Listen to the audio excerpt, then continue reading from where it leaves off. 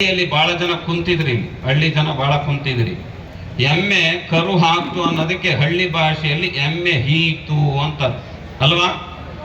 ಎಮ್ಮೆ ಹೀತು, ಎಮ್ಮೆ ಕರು ಹಾಕ್ತು, ಎಮ್ಮೆ ಕರುನ ಹಾಕ್ತು ಅನ್ನೋದಕ್ಕೆ ಹಳ್ಳಿ ಭಾಷೆಯಲ್ಲಿ ಏನಂತಾರೆ? ಎಮ್ಮೆ ಹೀತು ಅಂತಾರ. ಆ ವಿದ್ವಾಂಸರು ಕನಕದಾಸರಿ ಪ್ರಶ್ನೆ ಕೇಳ್ತಾರೆ, ನೀನ್ ವ್ಯಾಸಕೂಟದಲ್ಲಿ ನಿನ್ನ ಮೇಧಾವಿ ತೋರ್ಸೋದಲ್ಲ, ಈ ಜಾಗದಲ್ಲಿ ನೀನ್ ಹೇಳು ಎಮ್ಮೆ ಹೀತು ಅನ್ನುವಂಥದ್ದನ್ನ ಸಾಹಿತ್ಯದಲ್ಲಿ ಹೇಳಿ ನೀನು ಮುಂದೋಗು ಅಂತಂದು ಹೇಳ್ತಾರೆ. ಕನಕದಾಸನಿಗೆ ಬಹಳ ಅದ್ಭುತ ಜ್ಞಾನ ಇತ್ತು, ಕನಕದಾಸನಿಗೆ ಅದ್ಭುತವಾದಂತಹ ಶಕ್ತಿ ಇತ್ತು. ಕನಕದಾಸರು ಪ್ರಾರಂಭ ಮಾಡಿರೋ ಉತ್ತರ ಕೊಡಕ್ಕೆ, ವಿರಾಟ ನಗರದ ಹರಸನ ಅರಸಿಯ ಅನುಜನ ಕತ್ತಲೆಯಲ್ಲಿ ಗುದ್ದಿದವನ ಅಗ್ರಜನ ಪಿತನ ವಾಹನದ ಎಂಡೈತಿಗೆ ಹೆರಿಗೆಯಾಯಿತೀಗ ಅಂತಂದು ಹೇಳ್ತಾರೆ. ವಿರಾಟ ನಗರದ ಅರಸನಂದ್ರೆ ವಿರಾಟ ರಾಜ, ಅರಸಿಯ ಅನುಜನ ಅಂತಂದ್ರೆ ವಿರಾಟ ರಾಜನ ಹೆಂಡತಿಯ ತಮ್ಮ ಕೀಚಕ. ಕತ್ತಲೆಯಲ್ಲಿ ಗುದ್ದಿದವನ ಅಂತಂದ್ರೆ ಕೀಚಕನನ್ನ ಕತ್ತಲೆಯಲ್ಲಿ ಗುದ್ದುತ್ತಾನೆ ಯಾರು? ಭೀಮ.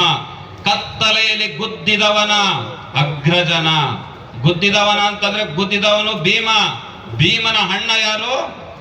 ಧರ್ಮರಾಯ.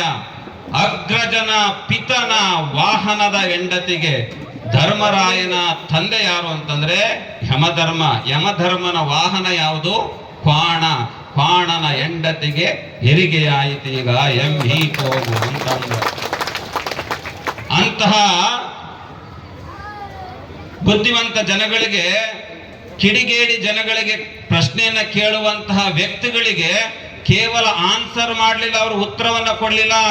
ಅಖಂಡ ಭವ್ಯ ಭಾರತದ ಪರಂಪರೆಯ ಮಹಾಭಾರತವನ್ನೇ ಪರಿಚಯ ಮಾಡಿಕೊಟ್ಟಂತಹ ದಾರ್ಶನಿಕ ಯಾರಾದ್ರೂ ಇದ್ರೆ ಅದು ಕನಕದಾಸರು ಅನ್ನುವಂಥದ್ದು. ಕನಕದಾಸರು. ಅಂತಹ ಕನಕನ ನಾಡಿನಲ್ಲಿ ಇವತ್ತು ನಾವು ನಿಂತು ಕುಂತು ಮಾತನಾಡ್ತಿದೀವಿ. ಈ ಜಾಗದಲ್ಲಿ ಕನಕದಾಸನ ಪಾದ ಯಾವ ಜಾಗದಲ್ಲಿ ಬಿದ್ದಿದೆ ಗೊತ್ತಿಲ್ಲ. ಅವನ ಪಾದದ ಧೂಳನ್ನು ಹಚ್ಕೊಂಡು ನಾವು ಪವಿತ್ರನಾಗ್ಲಿಕ್ಕೆ ಬರ್ಬೇಕು. ಇಲ್ಲಿ ಅವನ ಆದರ್ಶಗಳನ್ನ ಅಳವಡಿಸ್ಕೊಂಡು ಹೋಗ್ಲಿಕ್ಕೆ ಬರ್ಬೇಕು. ಜಾತಿ ಜಾತಿ ಅಂತಂದು ಹೇಳುವಂತಹ ವ್ಯವಸ್ಥೆಯನ್ನ ಬಿಟ್ಟು ಎಲ್ಲರೂ ನಮ್ಮವರೇ ಅಂತಂದು ಹೇಳಿ ಬಾಳಿ ಬದುಕುವಂತ ವ್ಯವಸ್ಥೆಯಲ್ಲಿ ಬಂದು ಹೋಗಬೇಕೆ ಹೊರತು ಇಲ್ಲಿ ಬಂದು ನಾವು ಕುರುಬರಿಗಷ್ಟೇ ಸೀಮಿತ, ಕನಕದಾಸರು ಕುರುಬರಿಗಷ್ಟೇ ಸೀಮಿತ, ಇದು ಯಾವತ್ತು ಕನಕ ಗುರುಪೀಠ ಒಪ್ಪೋದಿಲ್ಲ. ಕನಕ ಜಾತ್ಯಾತೀತ ನಾಯಕ, ಕನಕ ಎಲ್ಲರ ಪ್ರೀತಿಯ ಪಾತ್ರನಾಗಿರ್ತಕ್ಕಂಥದ್ದು. ಅವರ ಅದ್ಭುತವಾದಂತಹ ಶಕ್ತಿಯನ್ನೇ ನೋಡಿದಂತಹ ವ್ಯಾಸರಾಯರು ಒಂದು ಮಾತನ್ನು ಹೇಳ್ತಾರೆ, ಕನಕನನ್ನ ಕೆಣಕಬೇಡಿ, ಕೆಣಕಿ ತಿನುಕಬೇಡಿ ಅನ್ನುವಂತಹ ಮಾತನ್ನ. ಹಾಗಾಗಿ ಅಂತಹ ಅದ್ಭುತ ಶಕ್ತಿ ಇರ್ತಕ್ಕಂಥ ಕನಕದಾಸನ ಜನ್ಮದಿನ ಇವತ್ತು 538ನೇ ಜಯಂತಿ ಉತ್ಸವವನ್ನು ನಾವು ಆಚರಣೆಯನ್ನು ಮಾಡ್ತಿದ್ದೀವಿ. ಬಂಧುಗಳೇ, ವರ್ಷದಿಂದ ವರ್ಷಕ್ಕೆ ಸಮುದಾಯದ ಬಂಧುಗಳು ಬದಲಾವಣೆ ವ್ಯವಸ್ಥೆ ಒಳಗಡೆ ಬರ್ತಾ ಇದ್ದೀರಿ.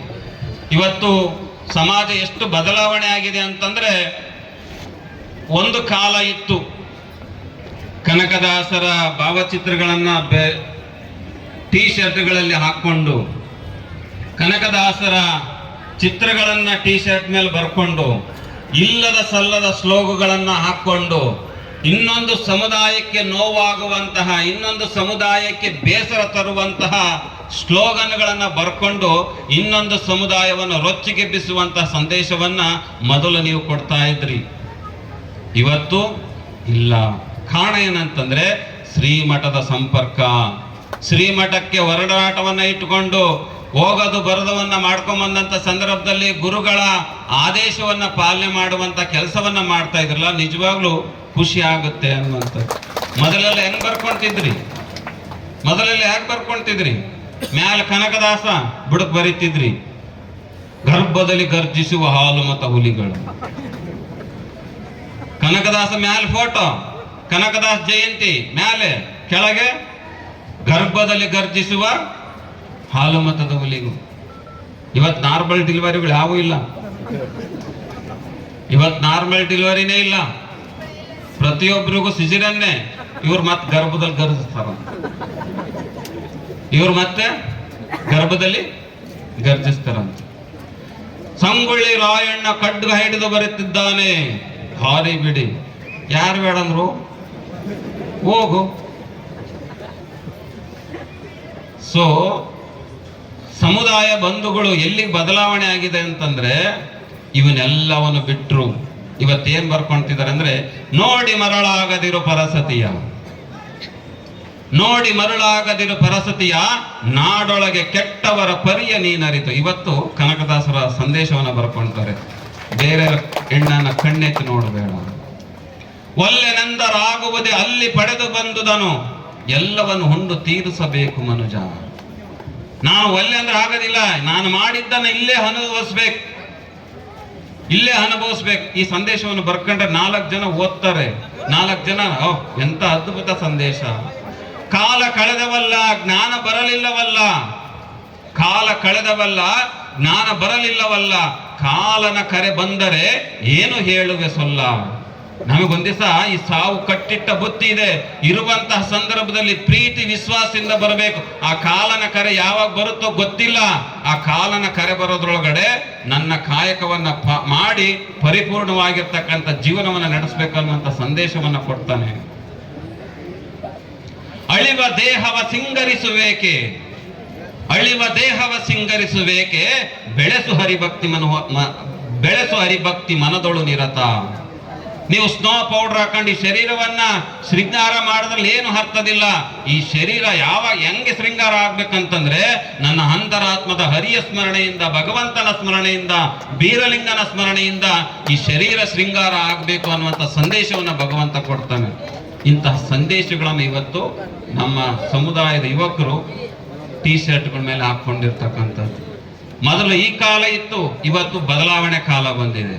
ಹಾಗಾಗಿ ಇನ್ನು ಮುಂದೆ ಹೋದ್ರೆ ನಾವು ಇನ್ನೊಂದು ಸಮುದಾಯದ ಜನಪ್ರತಿಗಳನ್ನ, ಇನ್ನೊಂದು ಸಮುದಾಯದ ಸಮಾಜದ ಬಂಧುಗಳನ್ನ ನಮ್ಮ ವೇದಿಕೆಗೆ ಆಹ್ವಾನ ಮಾಡಿ ಕನಕದಾಸರ ಬಗ್ಗೆ ಅವರ ಬಾಯಿಂದ ಕೇಳುವಂತ ವ್ಯವಸ್ಥೆ ನಿರ್ಮಾಣ ಆದ್ರೆ ಅವತ್ತು ಕುಲವೆಂದು ಹೊಡೆದಾಡಿದರೆ ನಿಮ್ಮ ಕುಲದ ನೆಲೆಯನ್ನೇನಾದರೂ ಬಲ್ಲಿರ ಅನ್ನುವಂತಹ ಕೀರ್ತನೆಗೆ ಸಾರ್ಥಕತೆ ಬರುತ್ತೆ ಅನ್ನುವಂತಹ ಮಾತನ್ನ ಕೂಡ ಈ ಸಂದರ್ಭದಲ್ಲಿ ಹೇಳಿ, ಇವತ್ತು ಜಿಲ್ಲಾಧಿಕಾರಿಗಳು ಮತ್ತೆ ಜಿಲ್ಲಾ ಪೊಲೀಸ್ ವರಿಷ್ಠಾಧಿಕಾರಿಗಳು ಬಹಳ ಅದ್ಭುತವಾದಂತಹ ಕಾಯಕವನ್ನ, ಕೆಲಸವನ್ನ ಈ ಕ್ಷೇತ್ರದಲ್ಲಿ ಮಾಡಿದ್ದಾರೆ. ನಮ್ಮ SP ಮೇಡಮ್ ಅವರಿಗೆ ಫೋನ್ ಮಾಡಿದ್ದೆವು, ನಮ್ಮ ಮೆರವಣಿಗೆ ಇವತ್ತು ಊರಲ್ಲಿ ಹೋಗ್ತಾ ಇದೆ ಅಂತ. ತಾಯಿನೇ ಒಂದು ದಿವಸ ಮುಂಚೆನೆ ಬಂದು ಈ ಮಠದಲ್ಲಿ ಎಲ್ಲಾ ಮೀಟಿಂಗ್ಗಳನ್ನ ಮಾಡಿ ಆ ಮೆರವಣಿಗೆಗೆ ಎಲ್ಲಾ ಕೂಡ ಭದ್ರತೆಯನ್ನ ಒದಗಿಸ್ಕೊಟ್ಟಂತ ನಮ್ಮ SP ಮೇಡಮ್ ಅವರಿಗೆ, ಯಶೋಧ ಮೇಡಮ್ ಅವರಿಗೆ ಜೋರಾಗಿ ಚಪ್ಪಾಳೆ ಅದ್ರ ಮೂಲಕ ಅವರಿಗೆ ಅಭಿನಂದನೆಗಳನ್ನ ಸಲ್ಲಿಸೋಣ ಅನ್ನುವಂಥದ್ದು. ನಮ್ಮ DC ಅವರು, ಜಿಲ್ಲಾಧಿಕಾರಿಗಳು ಕೂಡ ಅವರು ಬಂದು ಸಭೆಯನ್ನ ಮಾಡಿ ಇವತ್ತು ಕಾಗಿನೆಲೆ ಇಷ್ಟು ಶುಚಿಯಾಗಿ ಸ್ವಚ್ಛವಾಗಿದೆ ಅಂತಂದ್ರೆ DC ಅವರು ಬಂದು ಎಲ್ಲ ಅಧಿಕಾರಿಗಳಿಗೆ ತಾಕೀತನ್ನ ಮಾಡಿ ಈ ಕ್ಷೇತ್ರವನ್ನ ಸ್ವಚ್ಛ ಮಾಡಿಕೊಟ್ಟಿದ್ದಾರೆ. ಇವತ್ತು ಕನಕದಾಸ ಜಯಂತಿಗೆ ಸ್ವಚ್ಛತವಾಗಿ ಇರಬಾರದು. ನಾನು ಜಿಲ್ಲಾಡಳಿತಕ್ಕೆ ಮನವಿಯನ್ನ ಮಾಡ್ತೇನೆ. ಈ ಊರಲ್ಲಿ ಒಂದಿಷ್ಟು ಬಹಳಷ್ಟು ಪದೇ ಗಲೀಜ್ ಮಾಡುವಂಥದ್ದನ್ನ ನಾವು ಕಣ್ಣಾರೆ ಕಾಣ್ತಿದ್ವಿ. ಅದಕ್ಕೆ ಸರಿಯಾದಂತಹ ಒಂದು ಕಾನೂನನ್ನ, ಸರಿಯಾದಂತಹ ಒಂದು ಬದ್ಧತೆಯನ್ನ ಜಿಲ್ಲಾಡಳಿತ ಅದು ರೂಪಿಸ್ಬೇಕು. ಅದು ರೂಪಿಸ್ಲಿಲ್ಲ ಅಂದ್ರೆ ಮುಂದೆ ಏನೇ ಅನಾಹುತಗಳಾದ್ರೂ ಕೂಡ ಅದು ಜಿಲ್ಲಾಡಳಿತ ಹೊಣೆಗಾರ ಆಗಿರುತ್ತೆ ಅನ್ನುವಂಥದ್ದು ಕೂಡ ನಾನು ಈ ಸಂದರ್ಭದಲ್ಲಿ ಹೇಳಿಕ್ಕೆ ಇಷ್ಟಪಡ್ತೇನೆ ಅನ್ನುವಂತಹ ಮಾತನ್ನ ಹೇಳಿ, ಇವತ್ತು ಬಸವರಾಜ ಶಿವಣ್ಣವರು ಈ ಕ್ಷೇತ್ರದ ಜನಪ್ರಿಯ ಶಾಸಕರಾಗಿ, ಈ ಕ್ಷೇತ್ರದ ಕನಕದಾಸರ ಕರ್ತೃಗದ್ಗಿಯ ಶಾಸಕರು, ಈ ಕ್ಷೇತ್ರದ ಶಾಸಕರಾಗಿರೋದ್ರಿಂದ ಇವತ್ತು ಪ್ರಾಧಿಕಾರನು ಕೂಡ ಅವರ ವ್ಯಾಪ್ತಿಯಲ್ಲಿ ಬರುತ್ತೆ. ಇವತ್ತು ಸನ್ಮಾನ್ಯ ಸಿದ್ದರಾಮಯ್ಯನವರು ಈ ಪ್ರಾಧಿಕಾರಕ್ಕೆ ಸುಮಾರು 34 ಕೋಟಿ ಹಣವನ್ನ ಇದರ ಅಭಿವೃದ್ಧಿಗೆ ಕೊಟ್ಟಿದ್ದಾರೆ. ನಾನು ಬಸವರಾಜ ಶಿವಣ್ಣವರ ಮುಖಾಂತರ ಸರ್ಕಾರಕ್ಕೆ ಮತ್ತೆ ಸಿದ್ದರಾಮಯ್ಯನವರಿಗೆ ಮನವಿಯನ್ನ ಮಾಡ್ತೇನೆ. ಆ 38 ಕೋಟಿ ಹಣವನ್ನ ಸದ್ಬಳಕೆ ಆಗ್ಬೇಕಂತಂದ್ರೆ ಅದಕ್ಕೊಂದು ಸಮಿತಿಯನ್ನ ಮಾಡುವಂತ ಕೆಲಸ. ಯಾಕಂದ್ರೆ ಪ್ರತಿ ವರ್ಷನೂ ಜಿಲ್ಲಾಡಳಿತದಿಂದ ನಮಗೆ ನೋಟಿಸ್ ಬರೋದು ಮಠಕ್ಕೆ. ಕಳೆದ 3-4 ವರ್ಷಗಳಿಂದ ನಮಗೆ ಯಾವ ನೋಟಿಸು ಇಲ್ಲ, ಯಾವುದೇ ತರಹದ ಚರ್ಚೆ ಇಲ್ಲ, ಇಲ್ಲಿ ಏನ್ ನಡೀತಿದೆ ಅನ್ನುವಂಥದ್ದು ಕೂಡ ಗೊತ್ತಾಗ್ತಿಲ್ಲ ಅನ್ನುವಂಥದ್ದು ಕೂಡ ಮಾನ್ಯ ಜಿಲ್ಲಾಧಿಕಾರಿಗಳಿಗೆ, ಶಾಸಕರುಗಳಿಗೆ ಗಮನಕ್ಕೆ ತರ್ತಿದ್ದೇವೆ. ಇನ್ನು ಮುಂದೆ ಆ ರೀತಿ ಆಗೋದು ಬೇಡ. ಏನೇ ಇದ್ರೂ ಕೂಡ ಕನಕ ಗುರುಪೀಠ, ಕಾಗಿನೆಲೆ ಪ್ರಾಧಿಕಾರ ಒಟ್ಟೊಟ್ಟಿಗೆ ಕೆಲಸವನ್ನ ಮಾಡಿದ್ರೆ ಕನಕದಾಸರ ಸಾಹಿತ್ಯವನ್ನ ಈ ನಾಡಿಗೆ ಪಸರಿಸುವಂತ ಕೆಲಸವ ಆಗುತ್ತೆ ಅನ್ನುವಂಥದ್ದು ಕೂಡ ಈ ಸಂದರ್ಭದಲ್ಲಿ ತಿಳಿಸ್ತೇನೆ ಅನ್ನುವಂಥದ್ದು. ಯಾಕಂತಂದ್ರೆ ಕಾಗಿನೆಲೆ ಪ್ರಾಧಿಕಾರ ಆಗಬೇಕಂತಂದ್ರೆ ಅದು ಕಾಗಿನೆಲೆ ಮಹಾಸಂಸ್ಥಾನ ಕನಕ ಗುರುಪೀಠದ ಬಹುದೊಡ್ಡ ಹೋರಾಟ ಇದೆ ಅನ್ನುವಂಥದ್ದು ಕೂಡ ಇವತ್ತಿನ ಅಧಿಕಾರಿಗಳಿಗೆ ಅರ್ಥ ಆಗಬೇಕು ಅನ್ನುವಂಥದ್ದು. ಕನಕ ಗುರುಪೀಠದಿಂದ ನಾವು ಸರ್ಕಾರಕ್ಕೆ ಒತ್ತಡವನ್ನ ಹಾಕಿ ಇವತ್ತು ಪ್ರಾಧಿಕಾರವನ್ನ ಮಾಡಿಸಿರ್ತಕ್ಕಂಥದ್ದು. ಪ್ರಾಧಿಕಾರ ಆಗಿರ್ತಕ್ಕಂಥದ್ದು ಕನಕದಾಸರ ಸಾಹಿತ್ಯವನ್ನ, ಕನಕದಾಸರ ಜೀವನ ಚರಿತ್ರೆಯನ್ನ ಎಲ್ಲಾ ಭಾಷೆಗಳಲ್ಲಿ ಎಲ್ಲಾ ರೀತಿಯಾಗಿ ಇಡೀ ನಾಡಿಗೆ ಪಸರಿಸುವಂತಹ ಕೆಲಸ ಈ ಪ್ರಾಧಿಕಾರದಿಂದ ಆಗಬೇಕು ಅನ್ನುವಂತ ಒತ್ತಾಸೆ ನಮ್ಮದಿತ್ತು. ಇತ್ತೀಚೆಗೆ ಅವ್ಯಾವು ಕೂಡ ಪ್ರಾಧಿಕಾರದಿಂದ ಚಟುವಟಿಕೆಗಳು ನಡೀತಿಲ್ಲ ಅನ್ನುವಂತಹ ಬೇಸರನು ಕೂಡ ಇದೆ ಅನ್ನುವಂತಹ ಮಾತನ್ನ ಈ ವೇದಿಕೆಯಲ್ಲಿ ಸೂಕ್ತವಾಗಿ ಅಧಿಕಾರಿಗಳಿಗೆ ಸೂಕ್ಷ್ಮವಾಗಿ ಹೇಳುವಂತ ಕೆಲಸವನ್ನ ನಾವು ಮಾಡ್ತಾ ಇದ್ವಿ ಅನ್ನುವಂತಹ ಮಾತನ್ನ ಹೇಳಿ, ಇವತ್ತು ಜಿಲ್ಲಾಡಳಿತ, ಜಿಲ್ಲಾ ಪಂಚಾಯಿತಿ, ಕನ್ನಡ ಸಂಸ್ಕೃತಿ ಇಲಾಖೆ, ಕನಕ ಗುರುಪೀಠ ಸಂಯುಕ್ತ ಆಶ್ರಯದಲ್ಲಿ ಇವತ್ತು 538ನೇ ಕನಕದಾಸರ ಜಯಂತಿ ಉತ್ಸವ ಶ್ರೀ ಕ್ಷೇತ್ರ ಕಾಗಿನೆಲೆಯಲ್ಲಿ ಆಗಿದೆ. ನಮ್ಮ ವೈಯಕ್ತಿಕವಾಗಿ ಕನಕ ಗುರುಪೀಠದ ಪರವಾಗಿ ಈ ಸರ್ಕಾರಿ ಎಲ್ಲ ಅಧಿಕಾರಿಗಳಿಗೆ ನಾನು ಅಭಿನಂದನೆಗಳನ್ನ ಸಲ್ಲಿಸಲಿಕ್ಕೆ ಇಷ್ಟಪಡ್ತೇನೆ ಅನ್ನುವಂತಹ ಮಾತನ್ನ ಹೇಳಿ, ಇವತ್ತು ಈಗ ಸರ್ಕಾರದ ಕಾರ್ಯಕ್ರಮ ಮುಗಿತು. ಇನ್ನ ಮುಂದೆ ಸಮಾಜದಿಂದ ಇವತ್ತು ರಾಣಿಬೆನ್ನೂರು ತಾಲೂಕು ಕುರುಬರ ಸಮಾಜ, ರಾಣಿಬೆನ್ನೂರು ತಾಲೂಕು ಕುರುಬ ನೌಕರ ಸಮಾಜ ಈ ಕನಕದಾಸರ ಜಯಂತಿ ಉತ್ಸವವನ್ನ ಇನ್ನು ಮುಂದೆ ಸಂಜೆ 5-6 ಗಂಟೆ ತನಕನೂ ನಡೆಸ್ಕೊಂಡು ಹೋಗುತ್ತೆ. ಸಾಕಷ್ಟು ಪ್ರತಿಭಾವಂತ ವಿದ್ಯಾರ್ಥಿಗಳಿಗೂ ಬಂದಿದ್ದಾರೆ.